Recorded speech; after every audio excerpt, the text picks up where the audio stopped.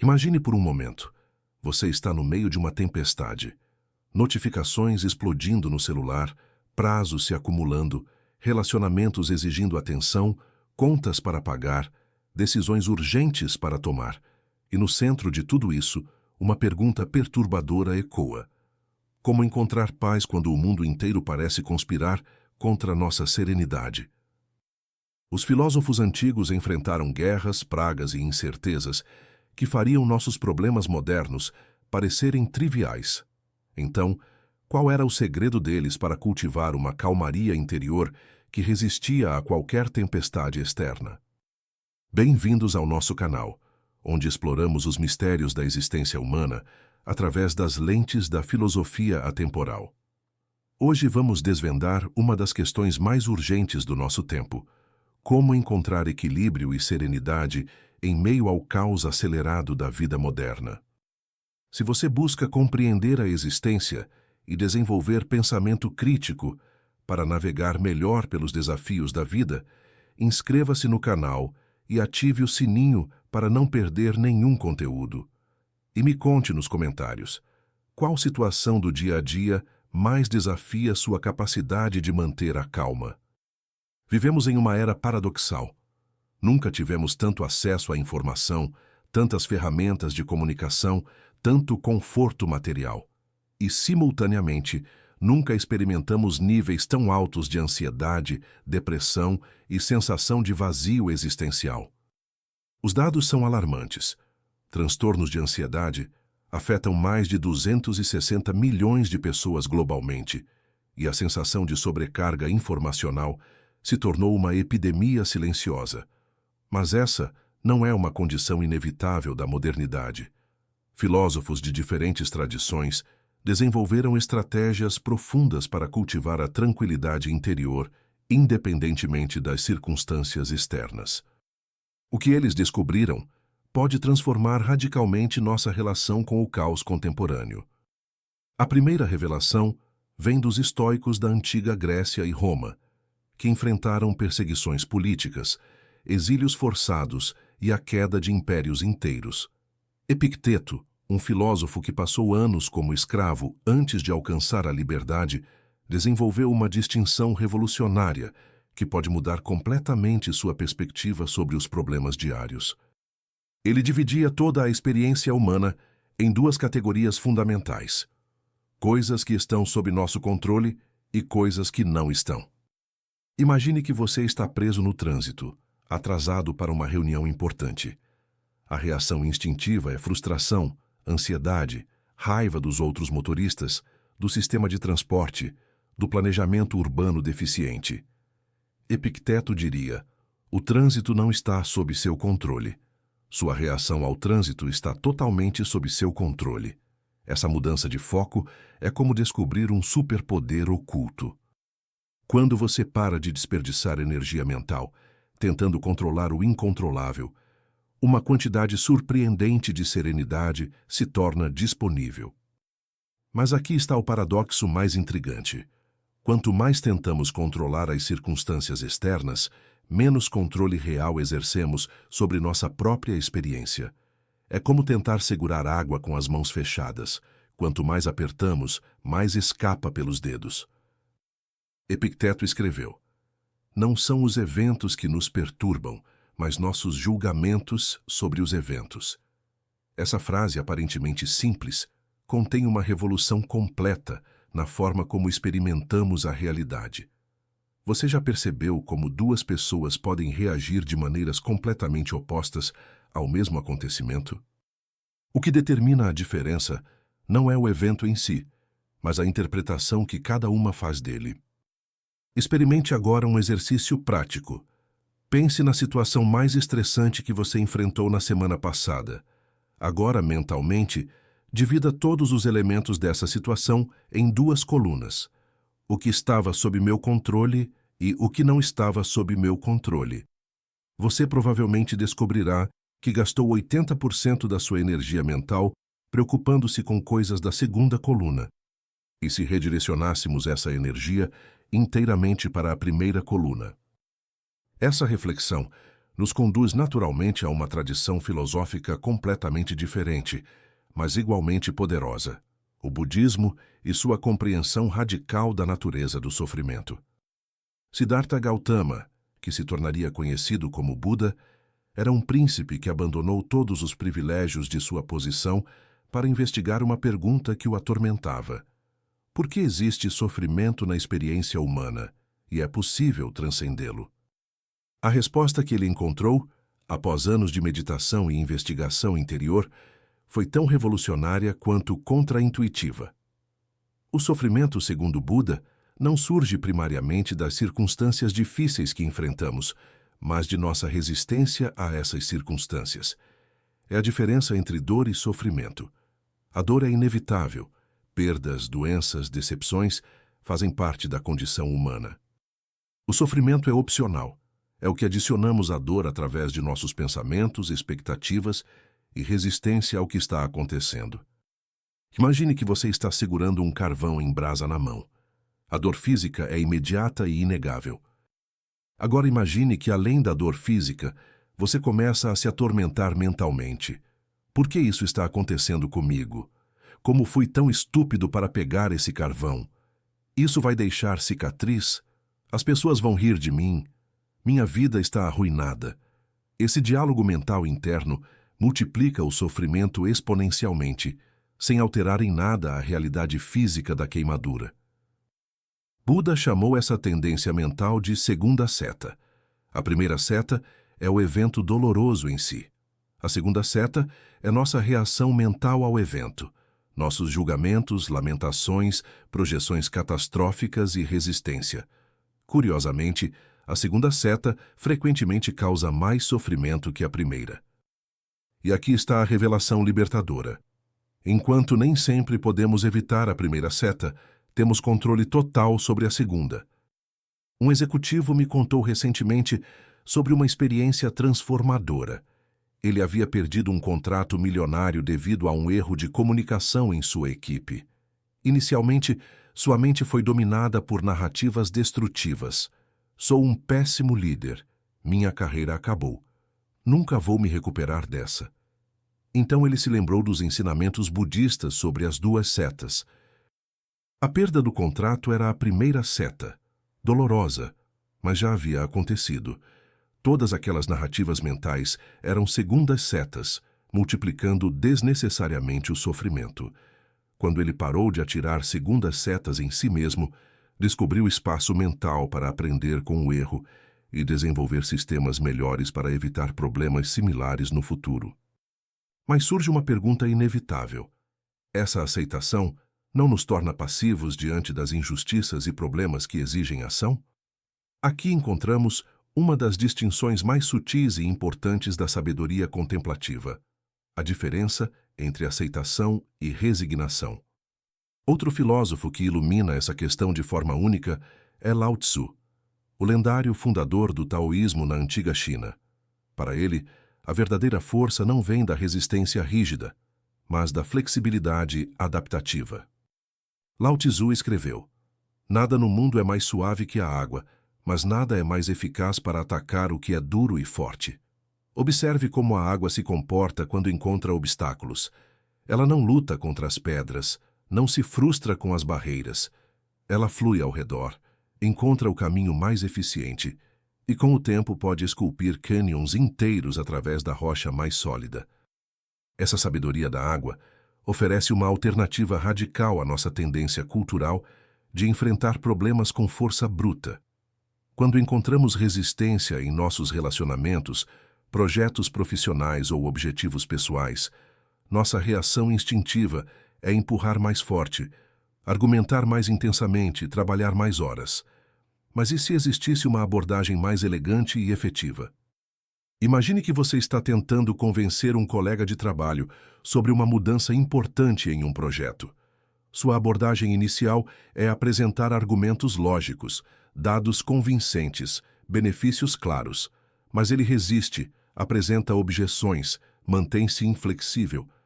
A resposta instintiva seria intensificar os argumentos, talvez elevar o tom, mostrar mais dados. A abordagem taoísta seria diferente. Primeiro, Você buscaria compreender genuinamente as preocupações dele, os medos por trás da resistência, as pressões que ele está enfrentando. Você fluiria ao redor da resistência, encontrando pontos de conexão em comum, construindo confiança gradualmente. Frequentemente, essa abordagem não apenas resolve o conflito mais rapidamente, mas cria relacionamentos mais sólidos no processo. Lao Tzu chamava essa qualidade de Wu-Wei, ação sem força, eficácia sem esforço desnecessário. Não é passividade ou preguiça, mas uma forma altamente refinada de engajamento que economiza energia e maximiza resultados. É como a diferença entre nadar contra a corrente e usar a corrente a seu favor para chegar onde você quer ir. A aplicação prática do Wu-Wei na vida moderna é revolucionária. Em vez de lutar contra seu padrão natural de energia ao longo do dia, você observa quando sua criatividade está naturalmente alta e agenda tarefas criativas para esses períodos. Em vez de forçar conversas difíceis quando as emoções estão alteradas, você espera o momento apropriado quando ambas as partes estão receptivas. Em vez de impor mudanças drásticas na sua rotina, você faz ajustes pequenos e sustentáveis que se alinham com seus ritmos naturais. Essa sabedoria asiática nos conduz a uma perspectiva que pode, inicialmente, parecer contradizer tudo o que discutimos até agora. Jiddu Krishnamurti, um filósofo indiano do século XX, propôs uma abordagem ainda mais radical para lidar com o tumulto mental. Ele questionou a própria tentativa de encontrar calmaria ou alcançar paz mental. Para Krishnamurti, o próprio desejo de escapar do caos interno cria um conflito adicional, uma luta entre o que é e o que gostaríamos que fosse. Krishnamurti sugeria algo extraordinário. Em vez de tentar resolver, controlar ou transcender nossos estados mentais turbulentos, simplesmente observá-los com atenção completa, sem julgamento e sem objetivo de mudança. O observador é o observado, ele dizia. Quando você está ansioso e tenta se livrar da ansiedade, há um você tentando controlar sua ansiedade, como se fossem entidades separadas. Mas Krishnamurti apontava que o observador e o observado são o mesmo processo. A ansiedade não é algo que você tem, é algo que você é momentaneamente. Imagine que você está experimentando raiva intensa em relação a uma situação injusta no trabalho. A abordagem convencional seria tentar gerenciar essa raiva, respirar profundamente, contar até 10, pensar positivo, buscar distrações. Krishnamurti sugeriria algo completamente diferente: observar a raiva com curiosidade científica sem tentar mudá-la. Como a raiva se manifesta no corpo? Quais pensamentos surgem? Como a energia da raiva se move e se transforma? O que acontece quando você para de resistir à raiva e simplesmente permite que ela exista? Essa abordagem radical frequentemente produz resultados surpreendentes. Quando paramos de lutar contra nossos estados internos, eles naturalmente se transformam e se dissolvem. É como areia movediça. Quanto mais você luta para escapar, mais afunda. Quando você para de lutar e relaxa completamente, ela naturalmente o liberta. Mas essa perspectiva levanta uma questão filosófica profunda que tem dividido pensadores por milênios. Existe realmente um eu separado que pode escolher como reagir às circunstâncias, ou essa sensação de ser um agente autônomo é ela mesma uma ilusão? David Hume, um filósofo escocês do século XVIII, investigou essa questão com rigor científico e chegou a conclusões perturbadoras. Hume realizou um experimento mental que você pode tentar agora. Tente encontrar esse eu, que supostamente está no controle das suas experiências. Feche os olhos e procure por esse centro de comando que toma decisões, observa pensamentos e mantém sua identidade consistente ao longo do tempo. O que você encontra? Hume descobriu que, por mais que procurasse, nunca conseguia localizar um eu sólido e permanente. Tudo o que encontrava era um fluxo constante de pensamentos, sensações, emoções e memórias, sem um centro fixo que os controlasse. Essa descoberta é simultaneamente libertadora e desconcertante. Se não existe um eu sólido que precisa defender sua posição, controlar circunstâncias ou manter uma imagem consistente, muito do nosso sofrimento psicológico simplesmente não faz sentido. É como descobrir que você estava lutando contra fantasmas. Mas isso também significa que nossa sensação familiar de ser um agente autônomo é em grande parte uma construção mental. Aplicar essa compreensão na vida prática requer delicadeza. Não significa que você se torna irresponsável ou passivo. Significa que você para de levar tão a sério a narrativa interna sobre eu versus o mundo. Quando alguém critica seu trabalho, em vez de uma reação automática de defesa do ego, você pode simplesmente receber a informação e avaliar sua utilidade, sem fazer disso uma questão de identidade pessoal. Essa investigação da natureza do eu nos leva inevitavelmente a um dos filósofos mais influentes e controversos da história ocidental, Friedrich Nietzsche. Para Nietzsche, o problema fundamental da modernidade não é o caos externo, mas nossa relação doentia com o sofrimento e a dificuldade. Ele cunhou o conceito de amor fati, amor ao destino, que propõe não apenas aceitar as circunstâncias da vida, mas amá-las ativamente. Nietzsche perguntava: e se você tivesse que viver sua vida exatamente como ela é, com todas as dores, alegrias, erros e sucessos, infinitas vezes? Essa questão, conhecida como eterno retorno, não é sobre reencarnação literal, mas sobre nossa atitude fundamental em relação à existência. Se você soubesse que teria que repetir sua vida exatamente como ela é acontecendo agora, para sempre, mudaria alguma coisa na forma como está vivendo? A maioria das pessoas sente um desconforto profundo com essa pergunta, porque passamos muito tempo desejando que nossa vida fosse diferente, menos estressante, mais próspera, com relacionamentos melhores, sem certas dificuldades. Nietzsche sugeria que essa resistência constante ao que é nos mantém em um estado de sofrimento perpétuo. O amor fati é a alternativa radical. Não apenas aceitar, mas celebrar ativamente cada aspecto da sua experiência, incluindo os desafios mais difíceis.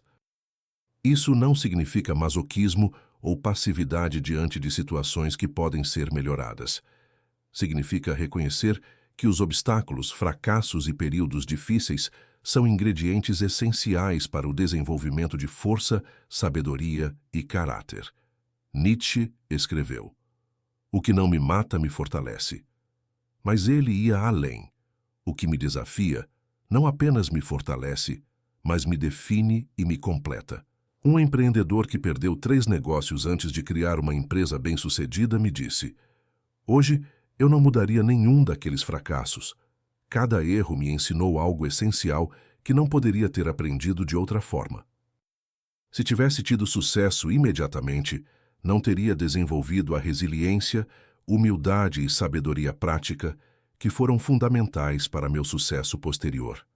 Isso é amor fati em ação, não apenas tolerância ao sofrimento passado, mas gratidão genuína por ele. Mas Nietzsche levantava uma questão ainda mais provocativa. Nossa busca obsessiva por calmaria e ausência de conflito pode estar nos enfraquecendo como seres humanos. Ele argumentava que uma vida sem resistência, desafios e até mesmo sofrimento produz indivíduos fracos e superficiais. O músculo só se desenvolve através da resistência. A mente só se fortalece através de desafios. O caráter só se forma através de testes. Essa perspectiva oferece uma revolução completa na forma como vemos os aspectos caóticos da vida moderna. Em vez de problemas para serem eliminados, eles se tornam oportunidades para desenvolvimento. O colega difícil no trabalho se torna um professor de paciência. O projeto que não sai como planejado se torna uma lição sobre adaptabilidade. A crítica injusta se torna um exercício de desapego do ego. Surge então uma síntese interessante entre as diferentes tradições filosóficas que exploramos. Os estoicos nos ensinam a focar no que podemos controlar. Os budistas nos mostram como parar de criar sofrimento adicional através da resistência mental. Os taoístas nos ensinam a fluir com as circunstâncias em vez de lutar contra elas. Krishnamurti nos ensina a observar nossos estados internos sem tentar controlá-los. Hume nos mostra que o eu que sofre pode ser menos sólido do que imaginamos. Nietzsche nos ensina a amar ativamente toda a nossa experiência, incluindo as partes difíceis. Essas não são filosofias contraditórias, mas diferentes ângulos de uma mesma verdade fundamental. A calmaria verdadeira não vem da ausência de caos, mas de uma relação madura e sábia com ele. É a diferença entre a paz artificial de quem evita todos os desafios e a serenidade profunda de quem aprendeu a dançar com as circunstâncias da vida. Mas como aplicar essas compreensões filosóficas profundas nas pressões concretas da vida diária? Aqui está onde a filosofia prática se torna uma ferramenta poderosa de transformação pessoal. Primeiro, desenvolva o que podemos chamar de pausa filosófica.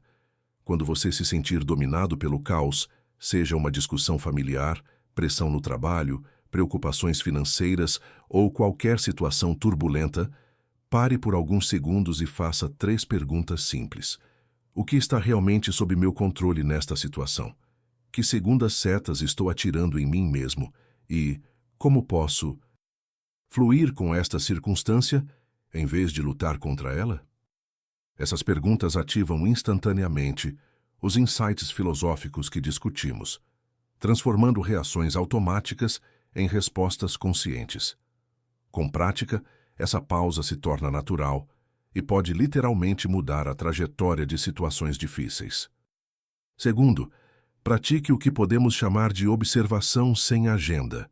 Várias vezes ao dia, especialmente quando você estiver experimentando emoções intensas, simplesmente observe o que está acontecendo em sua mente e corpo sem tentar consertar, mudar ou escapar.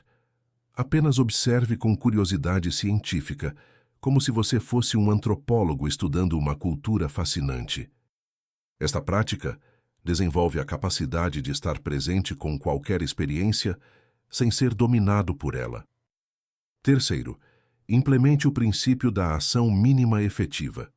Inspirado pela sabedoria taoísta, antes de reagir a qualquer situação estressante, pergunte: qual é a menor ação que pode produzir o maior resultado positivo? Frequentemente descobrimos que nossa primeira impulso é exagerar na resposta. Falar demais, trabalhar demais, preocupar-se demais. A ação mínima efetiva economiza energia e frequentemente é mais impactante que esforços dramáticos. Quarto, cultive gratidão ativa pelos seus desafios. Não gratidão forçada ou superficial, but reconhecimento genuíno de como as dificuldades contribuem para seu crescimento. Mantenha um diário de resistência, onde você anota, semanalmente, como os obstáculos que enfrentou desenvolveram qualidades positivas em você. Paciência, criatividade, compaixão, força, sabedoria. Quinto, pratique o desapego da narrativa do eu. Quando você se sentir ofendido, rejeitado ou ameaçado, experimente reformular a situação sem o pronome eu. Em vez de ele me desrespeitou, tente desrespeito aconteceu. Em vez de eu falhei, tente falha ocorreu. Esta mudança sutil na linguagem reduz dramaticamente a carga emocional das situações e permite respostas mais claras e efetivas. Esses exercícios não são técnicas de relaxamento temporário, mas formas de treinar sua mente para uma relação fundamentalmente diferente com a experiência humana. Com prática consistente, você desenvolve o que podemos chamar de músculos filosóficos, a capacidade de manter equilíbrio e clareza, mesmo nas circunstâncias mais desafiadoras. A beleza dessas práticas é que elas se tornam mais poderosas com o tempo. Cada situação difícil se torna uma oportunidade de exercitar esses músculos, tornando você progressivamente mais resiliente e sereno. É como desenvolver força física, inicialmente requer esforço consciente, mas gradualmente se torna uma capacidade natural. Aqui encontramos uma das verdades mais contra-intuitivas sobre encontrar calmaria em meio ao caos. Ela não vem de eliminar o caos, mas de desenvolver uma capacidade interior que permanece estável independentemente das circunstâncias externas. É a diferença entre viver em uma casa à prova de som e desenvolver a capacidade de manter concentração, mesmo com ruído ao redor. Considere a vida dos grandes filósofos que estudamos. Epicteto foi escravo e depois enfrentou perseguições políticas. Buda abandonou uma vida de privilégios para buscar respostas em condições extremamente austeras. Lao Tzu viveu em períodos de grande turbulência social na China antiga. Krishnamurti rejeitou o papel de guru espiritual que lhe foi imposto desde criança e passou a vida questionando todas as autoridades religiosas e filosóficas. Hume enfrentou o ceticismo acadêmico e religioso por suas ideias controversas. Nietzsche viveu com doenças crônicas e foi amplamente rejeitado por seus contemporâneos. Nenhum deles encontrou calmaria através da eliminação de desafios externos. Todos desenvolveram sabedoria através do engajamento consciente e corajoso com as dificuldades de suas épocas. Suas filosofias não são teorias abstratas, mas destilações de sabedoria prática testada nas forjas da experiência real. Isso nos leva a uma compreensão revolucionária.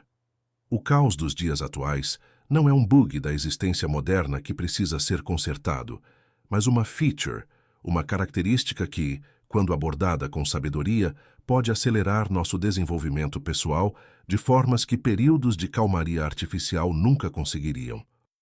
A avalanche de informações que nos sobrecarrega pode se tornar uma oportunidade de desenvolver discernimento sobre o que realmente merece nossa atenção. A aceleração do ritmo de vida pode nos ensinar a priorizar o que verdadeiramente importa. A multiplicidade de escolhas pode nos forçar a clarificar nossos valores fundamentais. A instabilidade econômica pode nos ensinar a encontrar segurança em recursos internos em vez de circunstâncias externas. Mas talvez a transformação mais profunda venha de reconhecer que a busca por calmaria permanente é, ela mesma, uma forma de resistência à natureza dinâmica da vida. A vida é movimento, mudança, fluxo constante. Tentar encontrar um estado de paz estático é como tentar parar o vento ou congelar o oceano. A verdadeira serenidade vem de aprender a surfar as ondas da mudança, não de tentar eliminar as ondas. Aqui chegamos ao paradoxo central de toda essa investigação. Quanto mais aceitamos o caos como parte natural da existência, mais naturalmente encontramos momentos de calmaria genuína. Quanto mais paramos de lutar contra a turbulência, mais experimentamos uma paz que não depende de circunstâncias externas. Quanto mais abraçamos a natureza dinâmica da vida, mais descobrimos um centro quieto, que permanece inalterado no meio de toda transformação. Essa paz não é a ausência de desafios, mas a presença de sabedoria. Não é a eliminação de problemas, mas a capacidade de se relacionar com problemas de forma madura. Não é evitar o caos, mas desenvolver graça em meio ao caos. É a diferença entre a quietude artificial de um ambiente controlado e a serenidade natural de alguém que aprendeu a encontrar equilíbrio em qualquer condição. Os filósofos que estudamos descobriram algo extraordinário. Existe um espaço interior que permanece intocado por qualquer turbulência externa.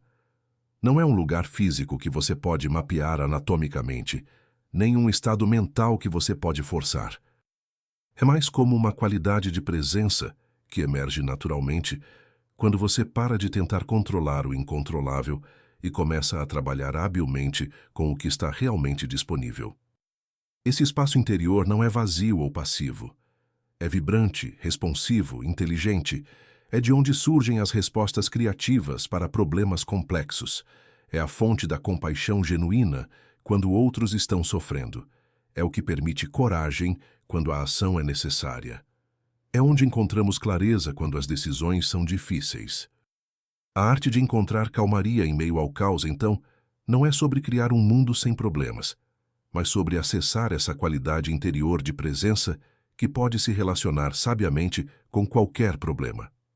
É desenvolver o que podemos chamar de inteligência de navegação, a capacidade de manter direção clara mesmo quando os ventos estão mudando constantemente. Essa inteligência se manifesta de formas práticas todos os dias. Você mantém a compostura durante uma discussão aquecida não porque não se importa, mas porque sua resposta vem de um lugar mais profundo que reações emocionais automáticas. Você toma decisões importantes durante períodos de incerteza, não porque tem todas as informações, mas porque desenvolveu confiança em sua capacidade de navegar desconhecido. Você oferece apoio genuíno para outros que estão lutando, não porque suas próprias dificuldades desapareceram, mas porque aprendeu a transformar dificuldades pessoais em sabedoria compassiva. Recapitulando as descobertas fundamentais de nossa jornada filosófica, primeiro, reconhecemos que a verdadeira liberdade vem de focar nossa energia no que realmente podemos controlar, liberando a tensão mental desperdiçada, tentando controlar o incontrolável.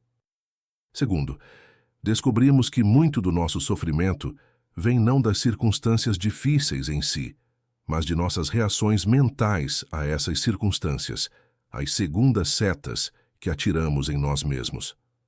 Terceiro, aprendemos que a flexibilidade adaptativa é frequentemente mais efetiva que resistência rígida, fluir ao redor dos obstáculos em vez de lutar contra eles. Quarto, exploramos como a observação sem agenda de nossos estados internos pode dissolver naturalmente muito do tumulto mental que criamos, tentando controlar esses estados. Quinto, investigamos como nossa sensação familiar de ter um eu sólido que precisa ser defendido pode ser menos real do que assumimos, e como essa compreensão pode aliviar muito sofrimento psicológico desnecessário.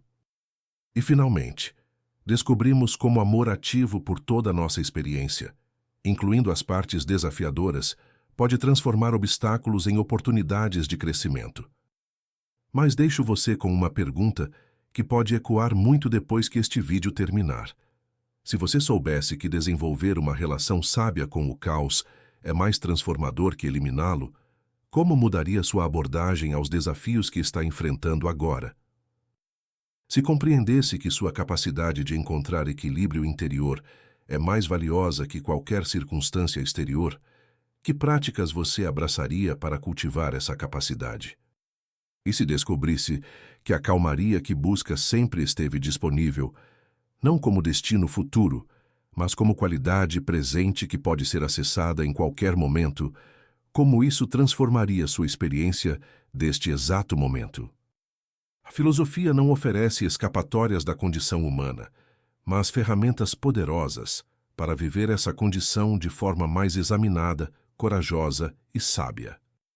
Em um mundo que frequentemente promete soluções rápidas e fórmulas simples, a sabedoria filosófica oferece algo mais valioso: a capacidade de encontrar recursos internos que podem responder criativamente a qualquer situação, por mais imprevista que seja. Nos comentários compartilhe qual dessas perspectivas filosóficas mais ressoou com sua experiência atual. Que situação em sua vida poderia se beneficiar de uma abordagem mais fluida e menos resistente?